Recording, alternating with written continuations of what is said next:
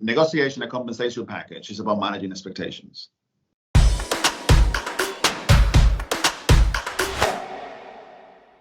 Hello, I'm Agnes Kunkel, your host at Nego.coach. We make negotiation success easy. Hello, welcome to the Nego.coach video show. Our guest today is Ramon Martul.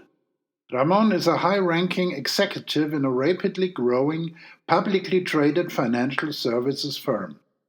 He offers invaluable insights into the art of hiring management professionals, sharing his wisdom on navigating the delicate balance between skill set, financial expectations, and lifestyle preferences from a candidate's point of view. Welcome, Ramon Martul. Negotiating a compensation package.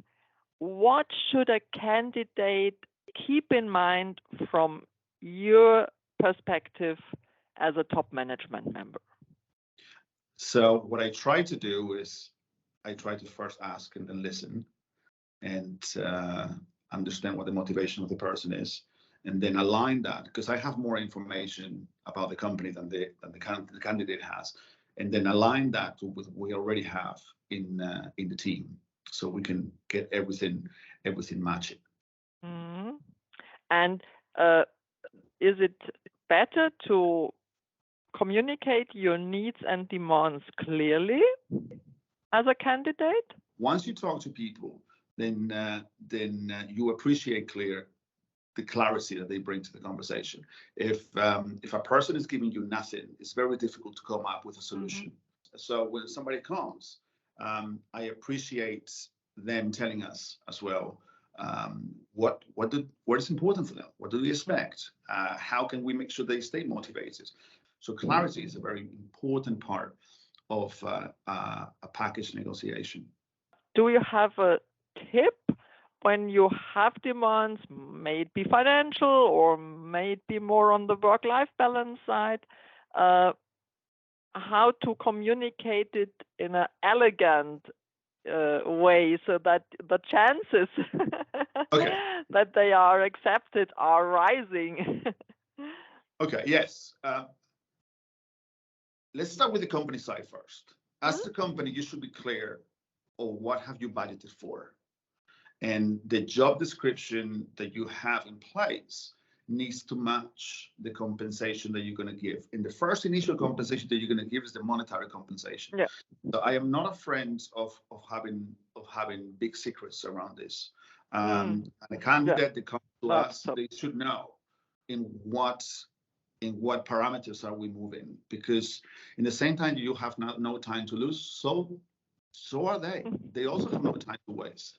So once you have the first initial conversation, you have to take for granted that you are more or less in a balanced situation. And that would be my advice to different companies. It would allow you to hire in a much more effective way. When it comes to the employees and to the candidates, the first thing is that what you've done before is actually irrelevant to what you're doing now. So your compensation last year, for the good or for the bad, it doesn't play a role in the negotiation that we're going to have. So you knowing the job you're applying to, how is that compensated, and what do you want to get out of that compensation is very important. So once you have this both sides, then you can have an open conversation. There's no surprises. Somebody asking for 5 and you were offering 1, or somebody asking for 15 when you were offering 5. So you need to know what are you applying for. You need to know what are you going to bring to the table, and you need to make a case about your interest in that part of the compensation. Not so much what you have done or what has been or all that stuff in the that's gone by, but really what will I contribute to the company and the goals we have here at this company. We strive to provide our teams with not only a good place to be, not only a safe place to be at, but also a place where you can develop. So we put a lot of hours and a lot of work in looking at compensation plans. We put a lot of hours and a lot of work in planning the work day of people. But the same thing you expect from the candidates. So what are you going to bring? What are you going to bring in? Have you read our statements? Have you read our mission? Do you know what we're trying to achieve? Have we explained to you where we are, where we come from, and where do we want to go? And if we have, how do you fit into into this? So it's important for both sides because it's the only way that you're going to be managing. I'm going to repeat myself all the time, but it's the only way you're going to have this expectation management. And expectation management solves a lot of issues before they become an issue. If I would be a candidate, I'm motivated. I'm really ready to contribute something.